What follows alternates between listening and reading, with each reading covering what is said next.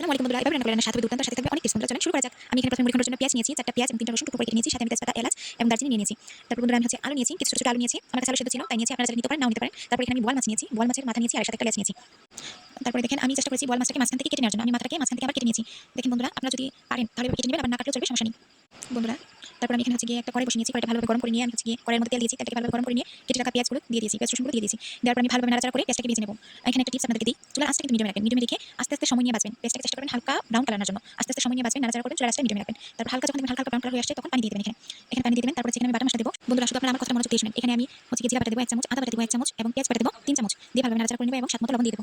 তারপর আমি এখানে গুঁড়া মশলা দেব, মরিচের গুঁড়া দেব 2 চামচ, হলুদের গুঁড়া দেব 2 চামচ এবং সজের গুঁড়া দেব 2 চামচ। দিয়ে ভালোভাবে নাড়াচাড়া করে নেব। বন্ধুরা এখন সবচেয়ে বেশি গুরুত্ব হচ্ছে মশলাটাকে কষানো। এখানে মশলাটাকে ভালোভাবে কষাতে হবে যেন মশলার কাছ থেকে কোনো কাঁচা গন্ধ না আসে। একদম ভালোভাবে কষাবেন, যখন দেখবেন মশলার উপর থেকে এরকম তেল ছেড়ে দিয়েছে তখন বুঝবেন যে মশলাটা কষানো হয়ে গেছে বন্ধুরা। তারপর আমি এখানে আগে থেকে কেটে রাখা মাছ দিয়ে দেব, মাছের মাথা দিয়ে দেব, যেহেতু আমি মাছের মাথা দিয়ে মুড়ি ঘন্ট বানাবো বন্ধুরা। দিয়ে ভালোভাবে নাড়াচাড়া করে নেব।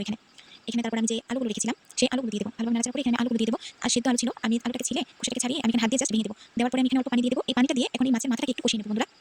এখন নাড়াচাড়া করে এটাকে একটু ভালোভাবে কষাতে হবে। তারপর আমি এটাকে একটু ঢাকনা দিয়ে ঢেকে দেব। ঢেকে দেখেন এরকমভাবে কষিয়ে নেবেন, নাড়াচাড়া করবেন, নাহলে কিন্তু লেগে যাবে। ভালোভাবে নাড়াচাড়া করে নেবেন।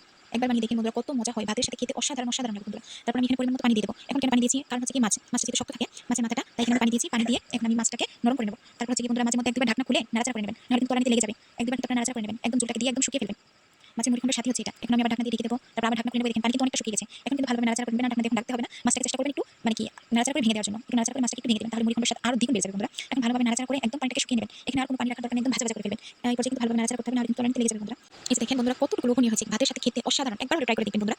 এরকম আর নতুন নতুন ভিডিও পেতে আমার চ্যানেলটাকে লাইক করবেন, কমেন্ট করবেন এবং অবশ্যই সাবস্ক্রাইব করে দিবেন। তাহলে সবার প্রথমে আমার ভিডিওগুলো চলে যাবে আপনাদের কাছে। ভালো থাকবেন, সুস্থ থাকবেন, আল্লাহ হাফেজ।